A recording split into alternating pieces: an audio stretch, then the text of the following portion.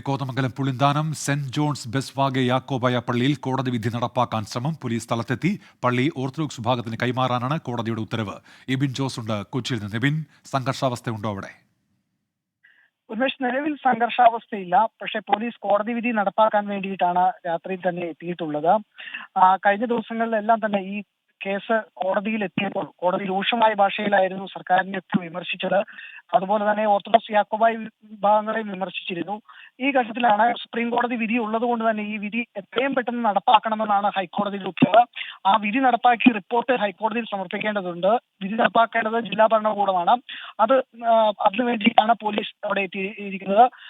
കഴിഞ്ഞ ദിവസങ്ങളിലെല്ലാം തന്നെ ഈ രീതിയിൽ വിധി നടപ്പാക്കാൻ ശ്രമിച്ചപ്പോൾ യാക്കോബായ വിശ്വാസികളുടെ ഭാഗത്തുനിന്ന് വലിയ ഓഡിയോയിൽ ചെറിയൊരു വ്യക്തത കുറവുണ്ട്. നിലവിൽ സംഘർഷാവസ്ഥയില്ലെന്നാണ് എബിൻ ജോസ് ഇപ്പോൾ റിപ്പോർട്ട് ചെയ്യുന്നത്.